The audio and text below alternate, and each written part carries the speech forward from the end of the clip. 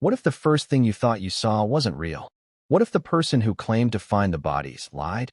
Those are the questions now echoing across the tabloids, the police transcripts, and inside the minds of millions who once believed this case was open and shut. Before we continue, please hit the like button, subscribe to the channel, and turn on the notification bell for updates. Because Romy Reiner, daughter of famed director and actor Rob Reiner, has just changed her story. And in doing so, she's opened a door to something much darker than anyone expected. Let's rewind. Just days ago, America was stunned by a headline that seemed ripped straight out of a psychological thriller. Rob Reiner, 78, and his wife Michelle Singer Reiner, 70, were found brutally stabbed to death inside their luxurious $13.5 million Brentwood estate. An estate most people could only dream of. And who found them? According to every outlet, from CNN to TMZ, the answer was simple. Their daughter, Romy.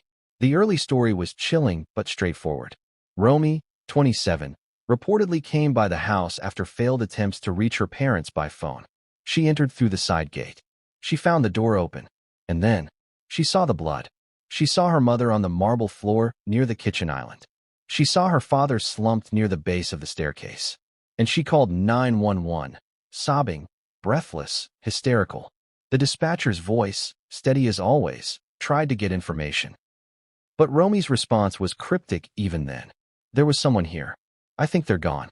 But I don't know. Police arrived within 7 minutes. Her brother, Nick Reiner, 32 years old, living in the guest house, was handcuffed by nightfall. 2 counts of first-degree murder. But now everything is unraveling. Because Romy has just admitted she wasn't the first to find the bodies. Someone else had already been there. Someone she claims fled when they heard her approaching. And when asked why she didn't say this earlier, she gave the answer that has everyone questioning everything. I panicked.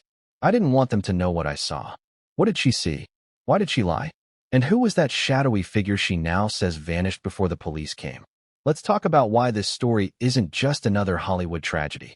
Let's talk about why this changes everything. Because Romy's confession doesn't just cast doubt, it rewrites the timeline. It exposes gaps in surveillance.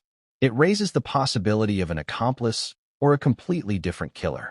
It even suggests, horrifyingly, that someone stood over the bodies of Rob and Michelle Reiner, watched them die, and walked away.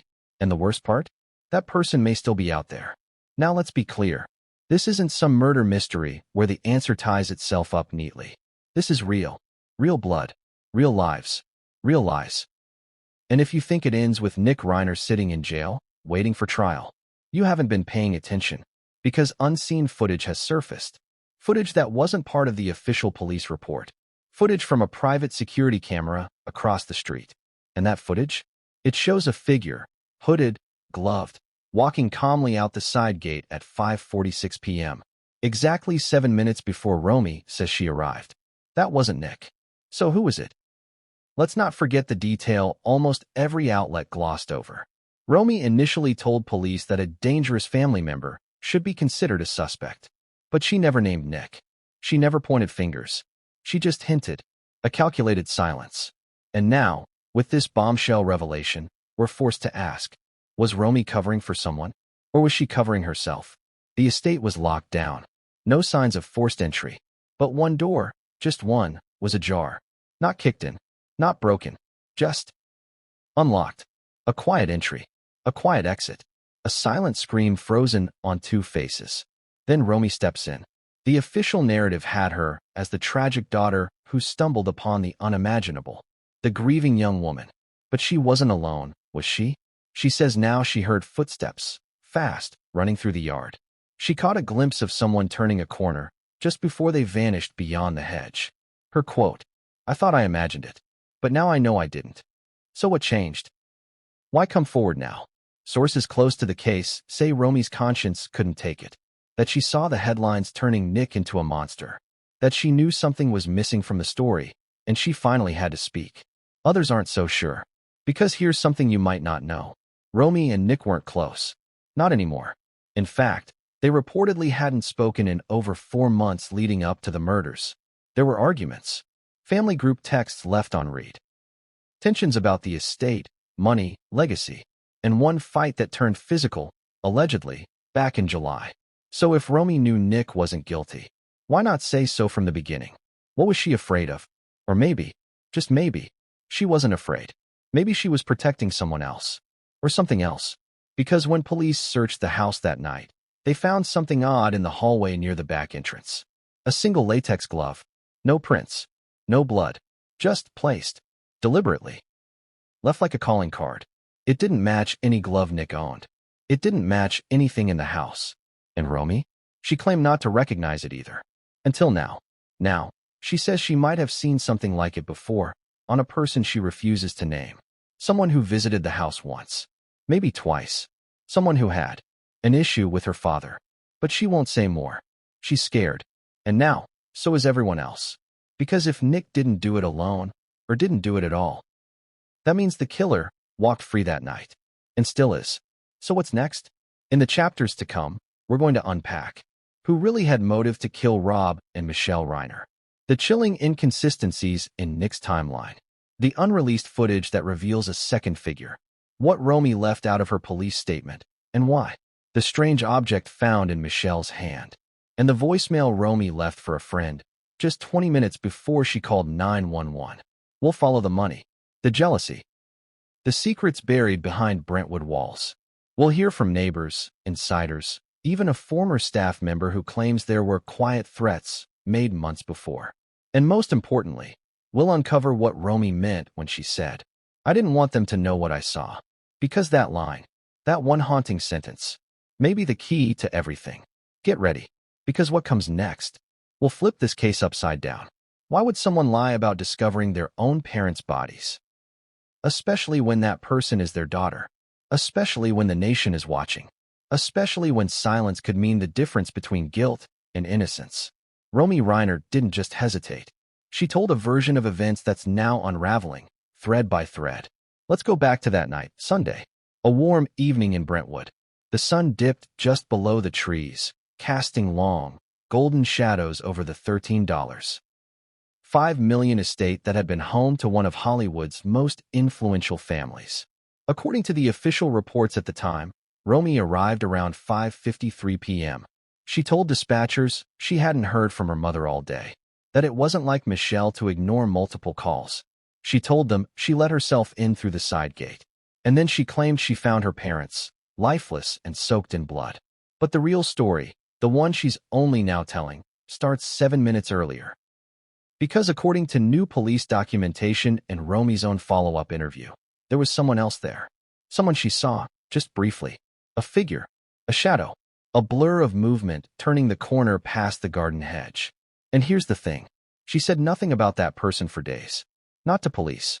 Not to friends. Not even to the rest of her family. Why? That's what we're here to unravel.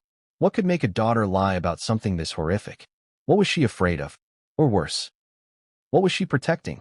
Because one thing is now disturbingly clear.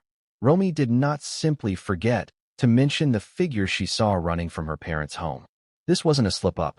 It was a deliberate omission.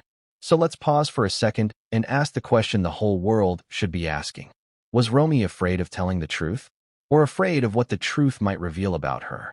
We have to look closer at the days, and even years, leading up to the murders. You see, on the surface, Romy was the golden child. Smart, soft-spoken, artistic. She graduated from Sarah Lawrence, just like her father wanted. She dabbled in directing. She moved in elite Hollywood circles. She played the role perfectly, until the cracks started to show.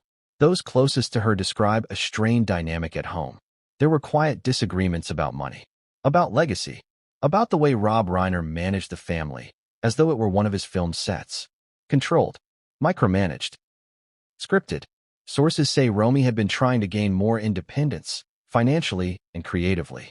But there was resistance, especially from Michelle, who allegedly held tight control over the family trust. Now, no one's saying that's enough to make someone lie in a murder case. But it does raise eyebrows. Because just 2 weeks before the murders, Romy and her mother had an argument, loud enough that a neighbor heard yelling from the upstairs bedroom window. The next day, Romy posted a cryptic message on her private Instagram account.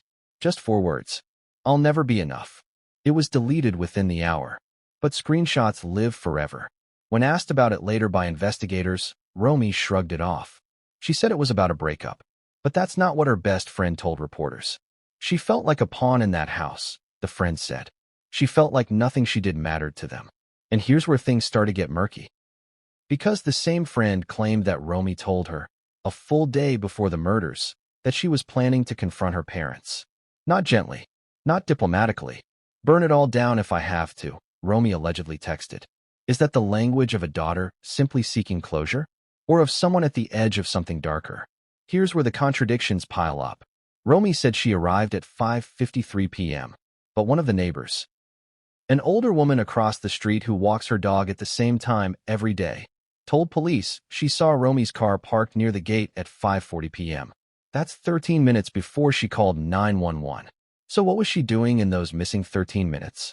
Romy says she was trying to process what she saw, that she froze, that she walked around in a daze before dialing for help.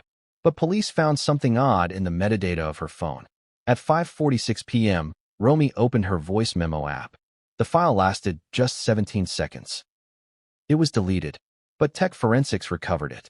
And what it captures is chilling, breathing, heavy, uneven. Then Romy whispering, "He was here. I swear I saw him. Oh my God. Oh my God." Then silence. And just like that, the clip ends. She knew someone else had been there, and she deleted the evidence. Now let's pause again. If you saw someone fleeing a crime scene, if you stumbled onto your parents' bodies, wouldn't your first instinct be to tell the police everything? Especially if it could help solve their murders? But Romy didn't do that. She deleted the clip. She lied about the timeline. She said nothing about the shadowy figure she clearly saw. That's not panic. That's a calculated decision. So what was she hiding? Let's zoom in on the quote that set everything ablaze. "I panicked. I didn't want them to know what I saw." That line has haunted every tabloid headline since the confession broke. It's been dissected on podcasts, blown up on social media. But no one has asked the obvious question. Who's them? The police? The press? The public? Or someone else entirely? One theory suggests Romy was protecting a person she recognized. Not a stranger. Not a random intruder. Someone close. Too close. Possibly another family member. You remember how Romy initially told police that a dangerous family member should be considered a suspect? She never said Nick. She never said a name. But she planted a seed. Now ask yourself, why would someone float that idea, but not follow through? Unless they were torn. Unless they knew more than they could say. Unless they were trying to point the finger, but only just enough to shift attention away from themselves. Could Romy have been scared that if she spoke the full truth, her own involvement, however innocent or indirect, would be revealed? Was she there earlier than she admitted? Did she see something she shouldn't have? Or did someone threaten her to keep quiet? Theories have flooded the internet. Some believe she was blackmailed. Others think she may have been involved in some kind of cover-up for a person she still loves or fears. But there's one detail that almost no one is talking about. The family dog. A German shepherd named Leo. Police logs mention that Leo was found in the backyard, pacing, covered in blood, not his own. But here's the catch. Leo wasn't barking when police arrived. No growling. No signs of distress. In fact, one officer noted that the dog seemed calm, alert, familiar. What if the killer wasn't a stranger? What if Leo knew them? And what if Romy knew that too? Let that sink in. The dog. The missing 13 minutes. The deleted voice memo. The vague warning about a dangerous family member. This isn't a mistake. This is a pattern. And it all leads to one question the police are quietly reinvestigating. What time did Romy really arrive at the estate? And who did she really see there? You might think this couldn't get any darker. But what came next would change everything. And no one saw it coming. What if the killer was still inside the house when Romy walked in?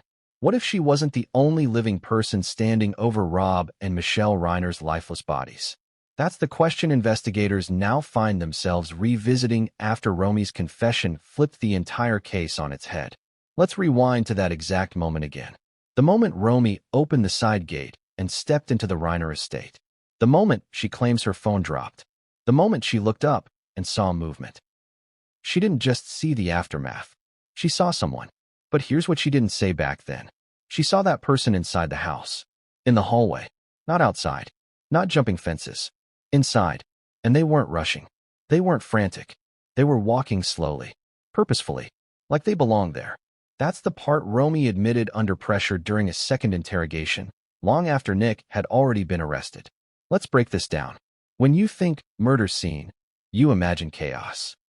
You imagine shattered glass, kicked-in doors, a trail of destruction. But when police entered the Reiner estate, they found something very different. No broken locks, no sign of forced entry, not even signs of a struggle in some parts of the house. Just silence. Too much silence. In fact, one of the responding officers, Sergeant LeMay, wrote in his notes, "The scene felt eerie, like the violence had been surgically contained." The only evidence of movement was a faint smear on the hallway wall, possibly from a gloved hand. That smear becomes important, because Romy says she saw someone walking through that hallway. Not running. Walking. That's a big detail. It suggests the person wasn't panicked, wasn't worried about being caught, because maybe, just maybe, they didn't expect Romy to walk in. Or maybe they wanted her to. And here's where it gets even more bizarre. Romy never gave a physical description. Not a height, not a build, not even a guess at gender. All she said was, "It looked like a shadow." And that might sound poetic, but it's also suspicious. Because in a home with massive windows, expensive recessed lighting, and motion-triggered hallway fixtures, shadows don't happen by accident. So the question is, was someone trying to avoid being seen? Or was someone wearing something designed to obscure them? Let's talk about the footage, not the security footage from the house. We'll get to that in a later chapter. I'm talking about the neighbor's driveway cam. That footage, recovered days later and leaked to the press, shows a blurred figure exiting the Reiner property at 5:46 p.m., put up, carrying something in their left hand. Something that looks like a satchel or a rolled-up garment. But there's one blink and you'll miss it moment. The person turns their head briefly toward the camera. Not directly, but enough for a glimpse of the face. Or rather, what's covering the face? A mask, not a surgical one, not something for COVID. A full dark facial covering, like tactical gear, almost military grade. And that satchel? Police now believe it might have held more than just clothes. It could have contained the weapon. Because here's something they never told the public. The murder weapon has not been found. Despite intense forensic searches, including drain inspections, yard digs, and guest house sweeps, the knife, or knives, used in the brutal attack are still missing. Let that sink in. A double homicide. Both victims suffering multiple sharp force injuries. And no murder weapon. Which brings us back to the figure in the hallway. If Romy saw someone exiting calmly, without haste, that suggests two things. The killer had enough time to clean up. The killer had no fear of immediate discovery. That's not impulsive behavior. That's planned. So let's ask the hard question again. Did Romy know who it was? Some detectives think so. According to an internal memo obtained by an LA journalist, Romy hesitated during questioning. Not once, but 5 separate times. When asked directly if she recognized the figure, she answered with statements like, "It was just too fast. I didn't get a good look. It was more of a feeling than a sight. They had something over their face. It wasn't someone I expected to be there. Hold on. It wasn't someone I expected to be there." That's not how you describe a stranger. That's how you describe someone you know, in a context you don't expect. A friend, a cousin, an ex, a sibling. You don't use that sentence about a burglar. So here's where the real first witness theory gains traction. Because Romy might not have just witnessed someone leaving the scene. She may have interrupted them, and they let her live. Now pause. Think about that. If you're a killer and someone walks in, especially someone who knows you, what do? Run? Hide? Confront? Or do you already have a plan in place for this exact scenario? What if Romy was never meant to be there so soon? What if the killer thought they had another hour? And what if seeing her threw a wrench in everything? We don't know what words were exchanged, if any. We don't know if there was eye contact. We don't even know if the killer saw Romy. But Romy saw them, and that changes everything. Because if she saw someone exiting the hallway, she knows the exact direction they took. And that direction matters. Because it doesn't lead to the front gate. It doesn't lead to the main driveway. It leads to the side of the house, where the gardener's entrance is located. An entrance few people outside the family and staff would even know about. It's narrow, tucked between hedges, shielded from street view, and it's connected to a gate that's never used. Except that gate was found unlatched. And guess who knew that gate existed? Romy. Nick, and 3 other people. A former family assistant, a close family friend who often stayed in the guest house, and Rob Reiner's half-brother, Jake. Yes, Jake Reiner, an estranged sibling who had reportedly cut off contact with the family years ago, but was recently spotted in LA, staying with mutual friends in Malibu. Now, let's be clear. Jake has not been charged with anything. He hasn't even been named as a person of interest. But his name appears in an old police call log from 2018, when he allegedly got into a shouting match with Rob over the estate inheritance. Is it relevant now? Maybe. Maybe not. But in a case full of shadows, every faint outline matters. And then there's the forensic evidence. That faint smear on the hallway wall. The one an officer described as possibly left by a gloved hand? Forensics found trace amounts of latex and a small fiber consistent with wool clothing. Not enough for a match, but enough to confirm what Romy implied. The person in the hallway was covered, head to toe. The killer came prepared. But here's the question you're probably screaming at the screen right now. Why would Romy lie about seeing them? Why hold this back? Maybe it was fear. Maybe it was guilt. Or maybe she was warned. One theory suggests the figure mouthed something to her, something like, "Don't," and she obeyed. Another theory claims she didn't speak up because she wasn't sure if what she saw was real. Imagine the trauma, the shock, walking into your childhood home, seeing blood, seeing your mother collapsed, unmoving, and then seeing a shadow. It could feel like a hallucination, like a dream, but then the memory hardens, becomes real, and it haunts you. Still, that doesn't explain the deleted voice memo, or the contradictory timeline, or why she told police no one else was there. Until now. Because the shadow in the hallway wasn't just a blur in her memory. It was real, deliberate, silent, and it may be the key to solving this case. In the next chapter, we'll turn the lens inward, to the guest house, to Nick Reiner's final hours before the arrest, to a night of conflicting stories, conflicting emotions, and one critical lie. Because the timeline doesn't add up. And the more we dig, the clearer it becomes. Someone's hiding the truth. If Nick Reiner really did it, why is his timeline full of holes? Why does his version of events sound so rehearsed, yet keeps contradicting hard evidence? It's the question burning through every investigator's report, every headline, and every whisper floating through Hollywood's tightest circles. Let's break it down.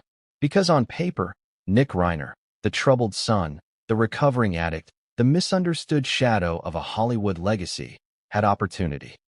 He lived in the guest house, just 200 feet from where Rob and Michelle Reiner were stabbed to death. But did he have motive? Did he have time? And more importantly, did he have help? Let's rewind to that Sunday again. The day the Reiner household fell into silence and blood. Nick told police he was in his guest house all day, watching movies, texting friends, and just vibing out. He claims he never went inside the main house. Said he hadn't even spoken to his parents that day. But here's the first problem. Cell tower pings show movement. Nick's phone wasn't stationary in the guest house all afternoon. Between 4:28 p.m. and 4:44 p.m., his device pinged a tower closer to the northwest corner of the main property, right next to the kitchen entrance. Then it went dark. The phone was either turned off or placed in airplane mode until 6:12 p.m. And guess what time the murders are estimated to have occurred? Between 4:35 p.m. and 5:05 p.m. Let that sink in. Nick says he was watching The Usual Suspects, that he paused halfway through when his internet cut out. But there's no record of a streaming interruption, and no verification from his supposed text conversation with his friend, because those messages were sent at 3:10 p.m. and nothing afterward. He went radio silent right during the window of the crime. Now, maybe that's just coincidence. But let's talk about what was found inside his guest house. The first officer to enter Nick's space reported nothing immediately suspicious. No blood, no weapons, no clothes out of place. In fact, the officer wrote, it looked too clean, almost curated, like someone wiped it for show. That's when suspicion grew. And it grew deeper when forensics swabbed the guest house bathroom sink. Inside the drain, they found trace blood, not visible to the naked eye, but luminol lit it up. Initial DNA analysis couldn't determine a full profile. Too degraded, too mixed. But one sample was not inconsistent with Rob Reiner's blood type. And then there's the laundry. Detectives found a load still warm in the dryer. Mostly towels, a few socks, and one hoodie with the tag cut off. The hoodie? It had a faint red-brown smear on the inside hem, just small enough to miss if you weren't looking. Nick said it belonged to a friend, but that friend says they haven't seen Nick in over a month. So now we've got a strange hoodie, a wiped sink, a suspicious silence during the exact murder window, and a man who's been living with his parents after multiple rehab stints, therapy breakdowns, and a reportedly volatile relationship with his father. It doesn't look good, but here's where the contradictions start to twist. If Nick did it, why would he stay at the scene? Why not flee? Why not run the moment he knew the police were on their way? Instead, he stayed in the guest house, calm, detached. When officers arrived, he answered the door like nothing was wrong. Said he heard Romy screaming, but thought she was being dramatic. And here's what one officer said in his report. He looked more annoyed than alarmed, like we were interrupting his evening. But maybe that's just how Nick copes. He's always been the misunderstood one. In his 2016 memoir, Being Charlie, co-written with his father, Nick opens up about his battles with addiction.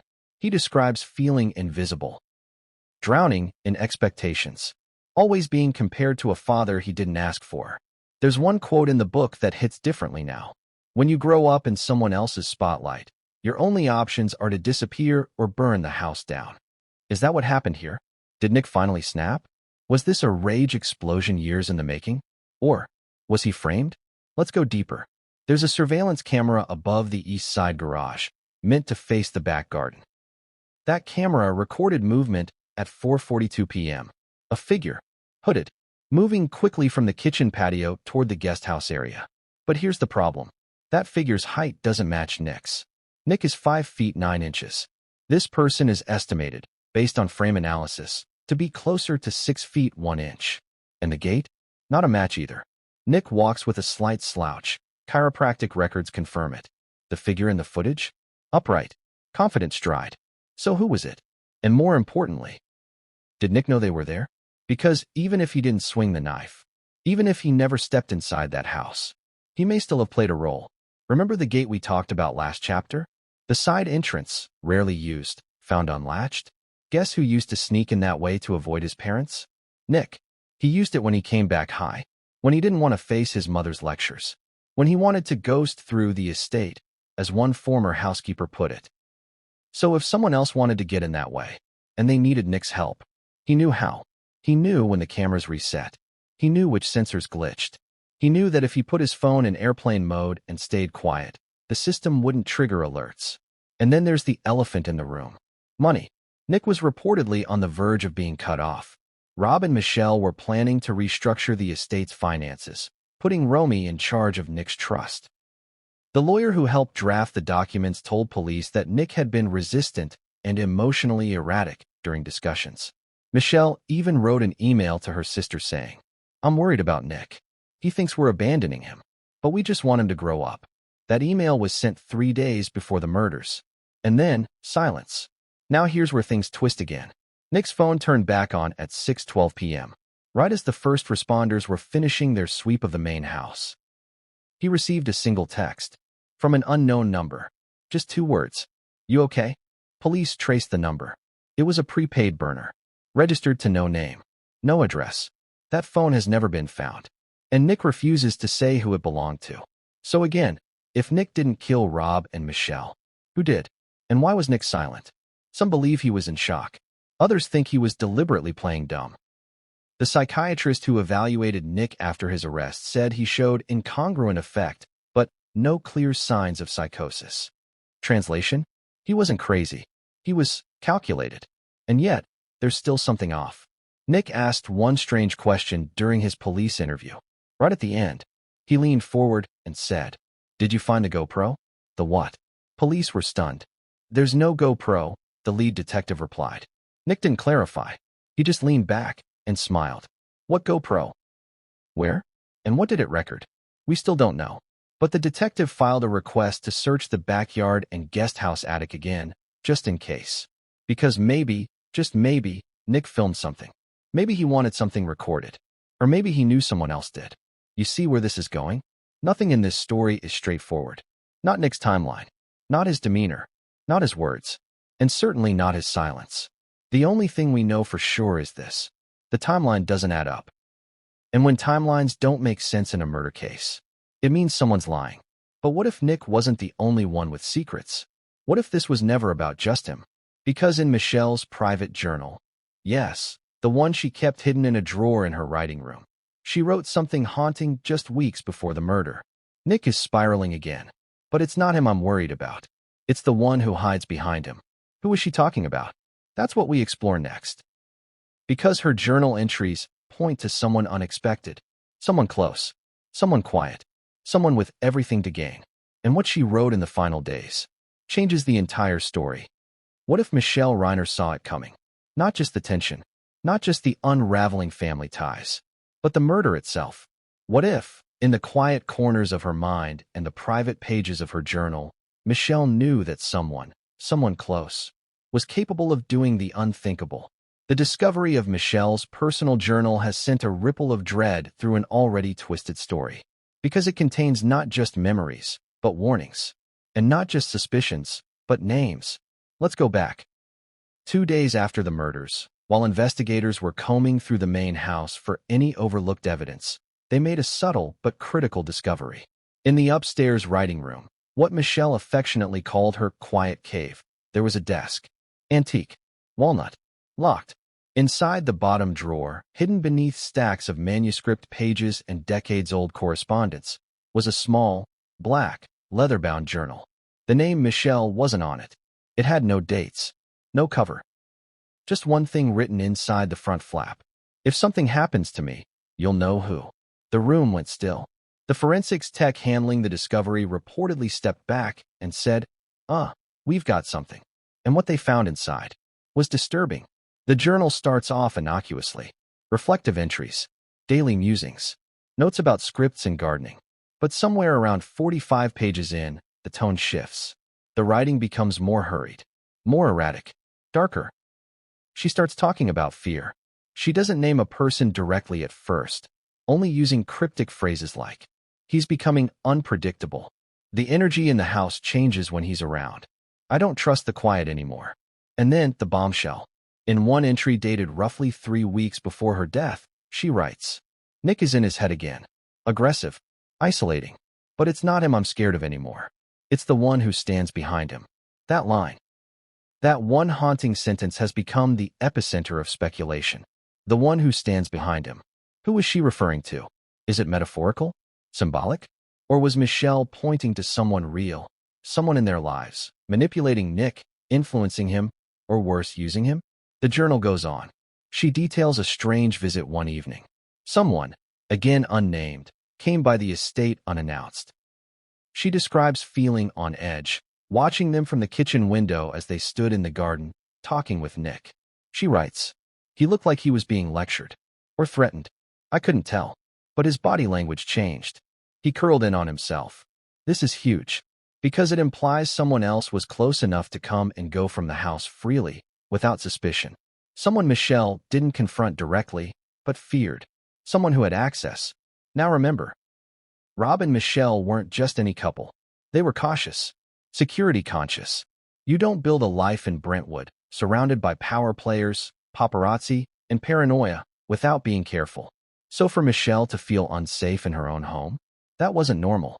It was specific. It was a signal. Another entry, dated just days before the murders, confirms this. Romy isn't sleeping. She's worried about Nick. I'm worried about her. She thinks we're being watched. Now that opens an entirely new thread. Was the Reiner family being surveilled? Stalked? Or was Romy simply reacting to the same growing paranoia her mother felt? Because just 2 pages later, Michelle writes this. "The camera system glitched again. Same zone. Back garden. That's the 3rd time this month. Same zone. Back garden. The exact spot where the killer is believed to have exited. The place Romy claimed to see someone flee toward. The corner where a security blind spot may have been exploited." Michelle's notes were precise. Not panicked, but deliberate. It was as if she was documenting breadcrumbs for someone, anyone, who might find them later. And then, one final chilling passage. It's just 3 lines, and it appears to be written in haste. "I told Rob. He brushed it off. Said I was spiraling. But I saw the eyes again. And this time, they didn't blink." That last sentence. It's metaphorical, maybe, but it also paints a terrifying image. An image of someone watching, staring, unrelenting. Now, here's where the contradiction comes in. Friends of Michelle describe her as level-headed, grounded, not prone to dramatics. She was the glue, one longtime friend told Vanity Fair. The protector, the stabilizer. So these journal entries feel jarring. Was she slipping into paranoia? Or was she seeing something no one else wanted to admit? Let's talk about Nick again, briefly. Because Michelle does reference him often. She speaks of his struggles with empathy, his roller coaster moods, his desire to be seen but also to disappear. One entry even describes an argument they had about a trust fund. Nick apparently wanted early access. Michelle wrote, "He got loud, said he'd earned it. I told him money won't fix a broken compass." But, and this is key, nowhere in the journal does Michelle express fear of Nick. Concern? Yes. Love? Always. But fear? No. The fear is reserved for someone else. Someone around Nick. Someone Michelle perceived as dangerous. And that brings us to the question, could it be Romy? Unlikely. Despite the recent twist in Romy's timeline, Michelle only expresses maternal concern for her. She praises Romy's artistic instincts, mentions her vulnerability, says she's too empathetic for a family like ours. So who's left? A few names come up in Michelle's entries. Rarely, but notably. Jake, Rob's half-brother. The estranged one. The one Rob reportedly cut off financially after a falling out. Laura, a family confidant whose role is never fully explained. Some say she was a spiritual advisor. Others claim she was once Rob's personal assistant. MT. These initials appear several times, always in vague ways. MT called again. Or Romy says MT makes her uncomfortable. To this day, no one has confirmed who MT is, but those entries fuel speculation. Could this be the person who stood behind Nick? Was MT manipulating things from the shadows? Feeding paranoia? Using Nick's vulnerability? We can't say for certain, but we do know this. The journal reveals a pattern, a shift, an increasing dread that crescendoed into that final night. And Michelle felt it. She knew something was coming.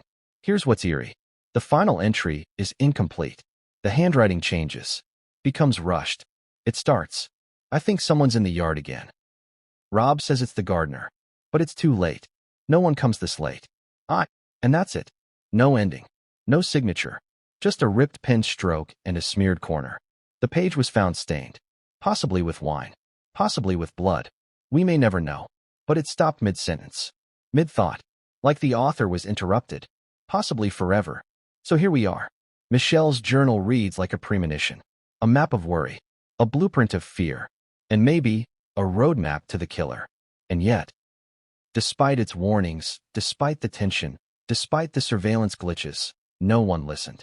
Not even Rob. Not in time. Which begs the question, if someone had believed her, just once, would Rob and Michelle still be alive today? Because Michelle left behind more than memories. She left behind clues. And now, investigators are following one of those clues, straight to the blueprint of the estate. To the doors. To the cameras. To the corners of the house built to be impenetrable. But still, someone got in. And next, we walk through it, room by room, step by step, minute by chilling minute. Because the layout of the Reiner estate may hold the answer no one saw coming. How does someone enter a $13.5 million estate with motion sensors, guards, and reinforced gates, stab 2 people to death, and vanish into thin air? It's not just a question of motive anymore. It's a question of architecture.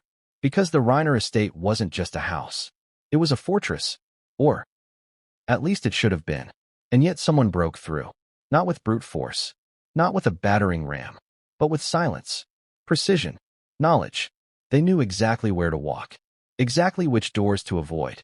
And most importantly, exactly what cameras wouldn't catch them. Let's walk through the scene. From the outside, the Brentwood estate is cinematic. Mediterranean stone. Towering palms.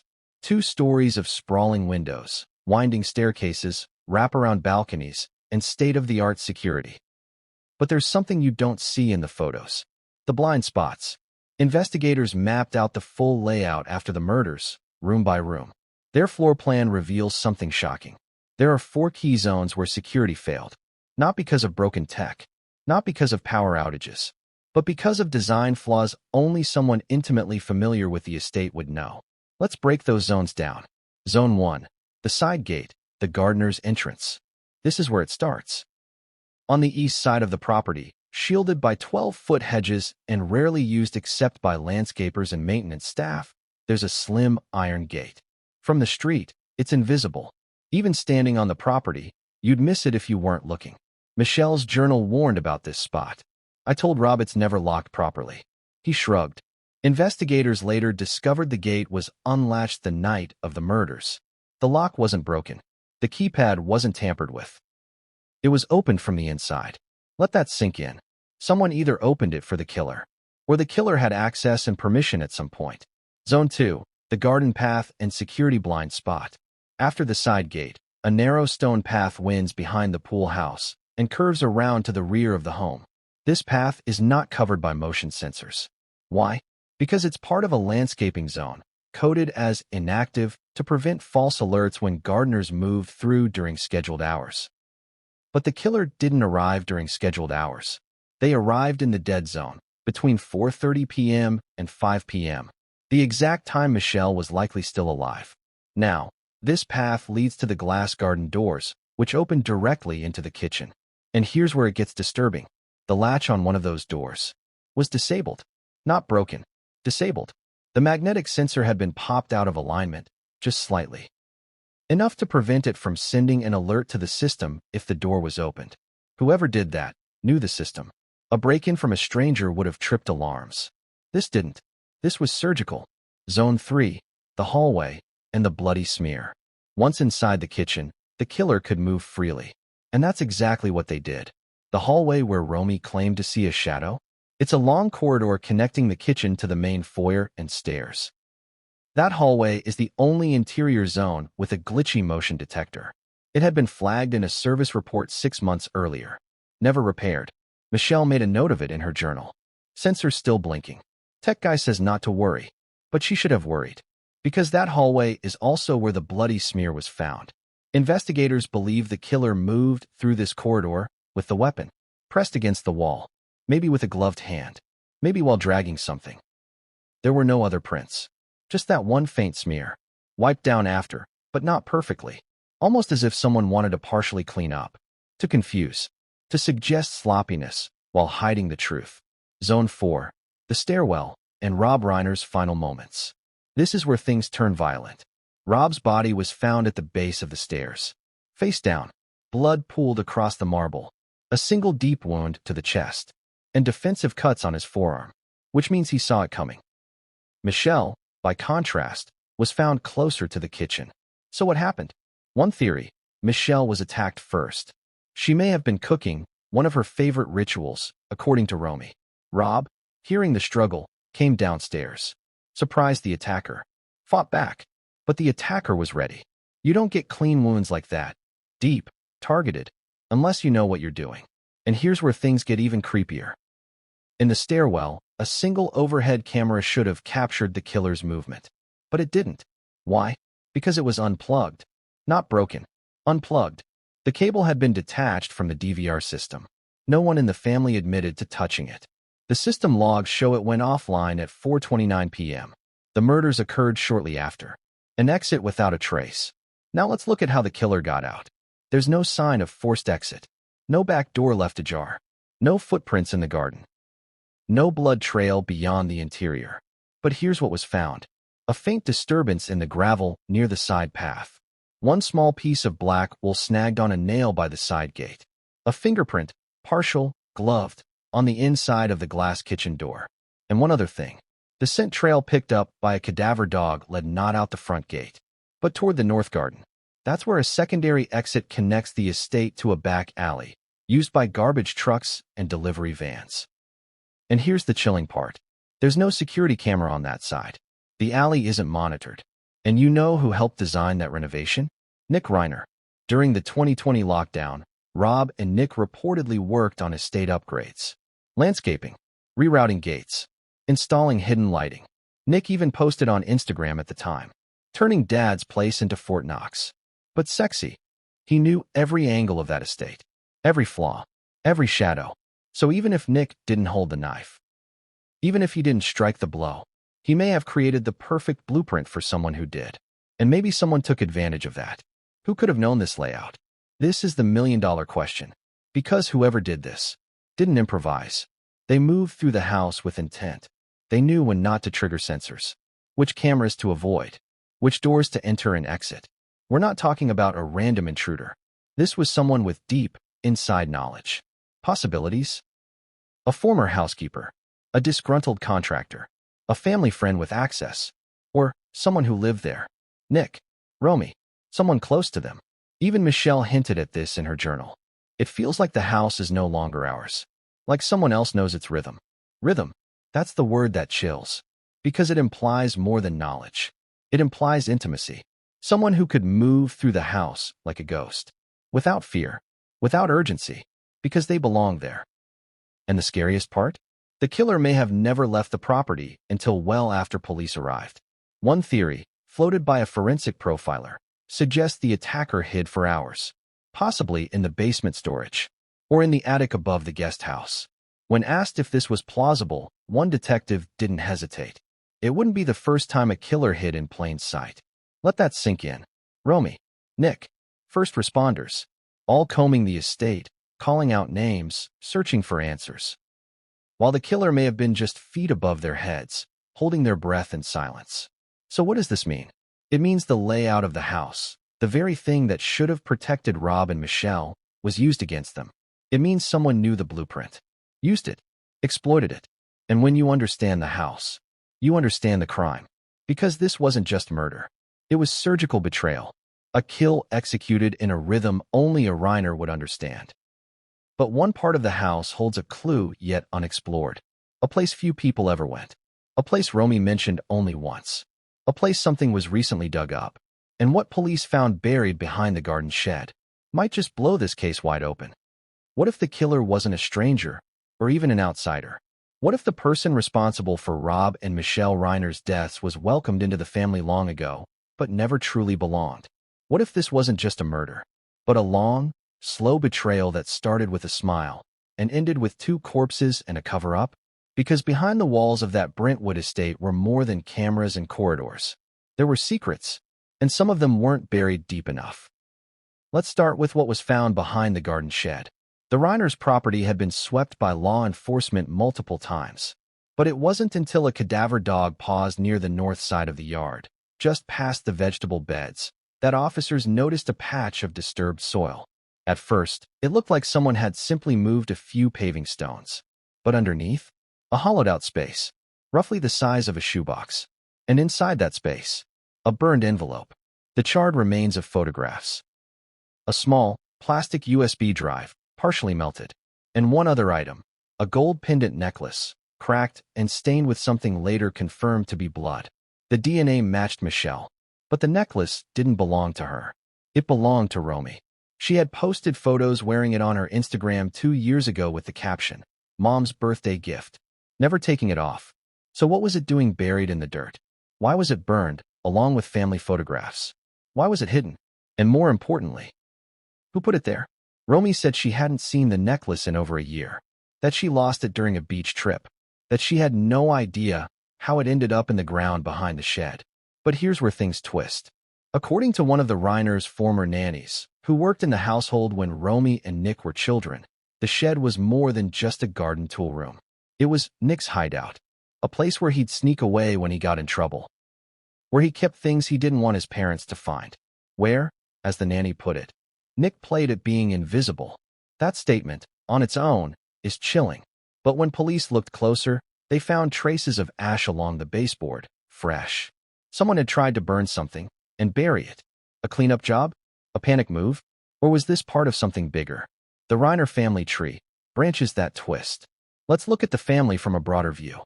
We know the public story. Rob Reiner, beloved actor and director. Michelle, philanthropist and producer. A Hollywood power couple with 2 children, Romy and Nick. But behind that polished image were years of quiet dysfunction. Nick struggled publicly. His addiction battles. His mental health journey. His bitter fights with his father over direction, legacy, and money. Romy, meanwhile, always seemed to be the good one. But some friends say the pressure of being the golden child broke something inside her. She was always expected to shine, said one college friend.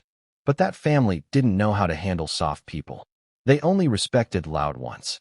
Then there's the estranged half-brother, Jake Reiner, Rob's son from a previous relationship, a man cut out of the inheritance years ago. There was an incident in 2018, never fully reported, where Jake allegedly showed up at a family event uninvited. He was escorted out, told never to come back. Since then, Jake's been off the grid. No verified address. No job anyone can confirm. But in the weeks before the murder, someone using Jake's name tried to access the estate's guest list for a charity event. He was denied. Was it him? Or someone pretending to be him? And does he have a motive? According to one family acquaintance, Jake once said, "The Reiner fortune is blood money, and they'll choke on it." No one took him seriously at the time. But after Rob and Michelle were found stabbed, suddenly, those words feel prophetic. Enter the outsiders, the inner circle of influence. Beyond family, there's another group investigators are focused on, the close friends orbiting the Reiners. Some names repeat across journals, texts, and social posts. Laura Penn, once Michelle's personal assistant, later her wellness coach. She reportedly grew close to both Romy and Nick in the final year. Romy described her in one message as the only person who listens to me.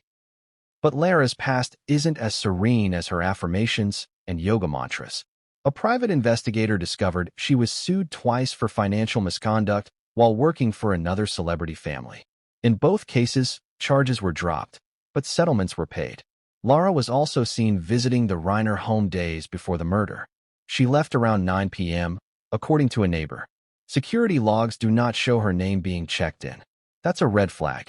Another frequent visitor? Max Thurman, a tech consultant who helped with security systems on the estate. Here's what's suspicious. He had access to the entire blueprint. He knew the locations of every sensor, camera, and software update. He also had a brief romantic relationship with Romy, one that ended abruptly. She blocked his number. He reportedly threatened to ruin her family in a now-deleted DM. Police questioned him, but so far, no charges. Still, his fingerprints were found on a garden tool near the disturbed soil behind the shed. He claims he helped Nick with yard work a few months back. Convenient, right? And then there's MT. Remember the journal entries? The cryptic initials that kept showing up in Michelle's private writings? MT came by again. Romy says MT gives her a bad feeling. Nick is always quiet when MT is around. We still don't know who MT is. But there are whispers. A producer? A distant relative? A handler from one of Nick's rehab programs? Whoever they are, they're the ghost in this story. Always present. Never seen. And when Romy was asked directly in a follow-up interview if MT had anything to do with what happened to her parents, she went silent for over a minute, then simply said, "I can't answer that. I really can't." The necklace, the USB drive, and the photos. Let's go back to the garden discovery. Why would someone bury photos? What were they of? Investigators managed to partially recover 2 images from the charred remains. They appear to show Rob, Michelle, Nick, and Romy on the back patio. A 5th person, slightly blurred, standing in the corner of the frame. That 5th person's face was deliberately scratched out. As for the USB drive, it's currently undergoing data restoration. But initial scans suggest it may contain surveillance footage or some kind of home recording. Was someone being filmed? Was blackmail involved? Was this whole thing a setup gone wrong? If that drive holds what they think it does, it could expose everything. But the fire damaged much of it. And time is running out. A family imploding from within. As investigators dig deeper, they're starting to believe this wasn't just a crime of passion. It was a long-simmering plan. A house full of resentment, power struggles, secrets traded like currency. And someone, somewhere, finally said, "Enough." So who? Was it Nick? Was it Romy? Was it someone none of us have looked at closely enough? Because one more secret just surfaced. A text exchange between Rob and Michelle, dated 5 days before the murder. Rob wrote, "I'm starting to think we brought the wrong people into our lives." Michelle replied, "We let them too close. Now it's too late." What did she mean? Who did she mean? Those words now echo like prophecy. Because sometimes the people you let in are the ones who burn everything down from the inside. And next, We'll take a closer look at the unseen footage. The one clip that wasn't meant to survive. The camera that shouldn't have been rolling. The frame that may show exactly who left the house before Romy ever called 911. And what they were holding changed the case forever. What if the camera that wasn't supposed to be on was? What if a single glitch in the Reiner estate's security system, an error most people would overlook, captured the moment that cracks this entire case open? Because that's exactly what's happened. Buried in hours of corrupted data, frozen timestamps, and motionless hallway clips, was one unassuming fragment of surveillance. And it might be the most damning piece of evidence yet. We're talking about the unseen footage. Footage that was never listed in the original police report. Footage that didn't even exist in the first round of backups. Footage that Romy never knew existed. And what it shows: someone leaving the main house. Someone moving fast. And someone holding something that would make every investigator freeze. Let's break this down. The dead camera that wasn't. The camera in question was located on the northeast eave of the Reiner home, facing the service path, the narrow walkway between the garden shed and the side exit gate. It's not a camera most would even know existed. It was installed in 2021 after an attempted break-in on a nearby property. Rob had insisted on it. Ironically, Michelle thought it was overkill. According to records, the camera had been offline for months. Its connection to the main DVR system was listed as inactive on the most recent maintenance report. So when detectives reviewed footage from the night of the murder, they skipped it. Why would they check a dead camera? But here's what they missed. The camera wasn't dead. Its hardwired connection was severed, sure, but the internal SD card kept recording. It had been set to store footage locally as a backup. Something only the technician who installed it would know. And guess who that technician was? Max Thurman. The same Max who dated Romy. The same Max whose fingerprints were found on a garden tool. The same Max who knew every inch of the Reiner security layout. Investigators didn't even find the SD card at first. It was located inside a waterproof junction box, buried behind drywall and power relays in the attic. But once recovered and decrypted, it showed what no one expected. A 42-second clip, timestamped 5:46 p.m., exactly 7 minutes before Romy placed her 911 call. What the footage shows. The clip begins quietly. A faint rustle of leaves. The gentle hum of the garden lights flickering on as dusk settles. Then, movement. A figure emerges from the side of the house. Not sprinting. Not stumbling. But walking fast. Controlled. Deliberate. The person is dressed entirely in black. Long sleeves. Gloves. A hood pulled low. The camera's quality isn't cinematic. It's grainy, analog, unpolished. But enough detail is there. The figure is tall, roughly 6 feet 1 inch. Broad shoulders, left-handed, based on how they carry an object in their left hand. And that object? At first glance, it looks like a small duffel bag. But when the figure adjusts their grip, something glints, metallic. For a single frame, the light catches the outline of a knife blade. It's long, curved, almost ceremonial in shape. Not a kitchen knife. Not a standard household blade. A weapon. And the figure is carrying it casually, confidently, as they disappear off camera toward the side gate. Seconds later, a sensor light flicks off. Then nothing. The clip ends. Why it matters? This footage changes everything. Until now, the timeline had one consistent narrative. Romy found the bodies. Nick was arrested on circumstantial evidence. Everyone assumed the killer had already fled, unseen. But now we know. The killer was still in the house minutes before Romy arrived. And they left carrying what appears to be the murder weapon. Which means Romy's confession about seeing a shadow wasn't a hallucination. She really did see someone. But she lied about it. She said she panicked. Didn't know what she saw. But if she passed this person in the side yard, if they walked by that exact path, there's no way she didn't see the weapon. And if she saw it, why didn't she say it? Let that question linger. Identifying the figure. The obvious next step was to try and identify the person in the footage. But it's not easy. The killer is fully covered. Face obscured. But forensic image analysts have begun enhancing the clip frame by frame. Here's what they've determined. Height. Between 6 feet 0 inches and 6 feet 2 inches. Gait. Smooth. Upright stride. Possibly athletic. Build. Lean to medium. Dominant hand. Left. Based on carry. Distinguishing movement. Slight limp on the right foot. subtle but consistent.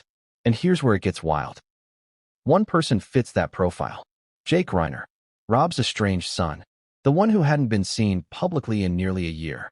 The one who left Hollywood behind. The one who, according to Romy, had unfinished business. Jake has never been ruled out because he's never been fully investigated. His name isn't on any official report. He wasn't supposed to be anywhere near the estate. But guess what? A new witness, a local delivery driver, has just come forward. He claims he saw a man resembling Jake leaving the alley behind the Reiner property around 5:50 p.m. Said the man looked sweaty, wide-eyed, like he'd seen something terrible. Asked why he didn't report it? I didn't want to get involved. Not with a family like that. But now he's talking. And Jake's name is back in the mix. Why was the footage hidden?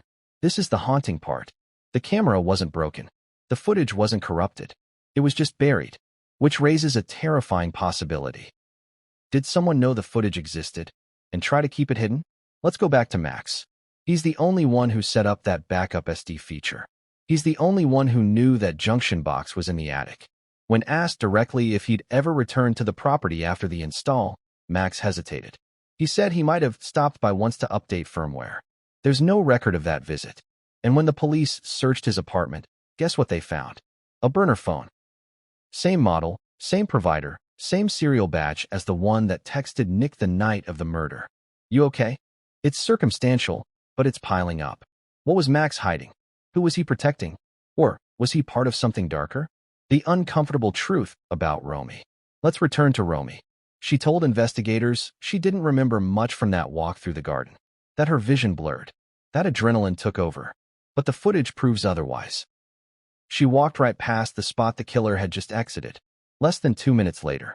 That's not enough time for sense to fade, for tension to lift.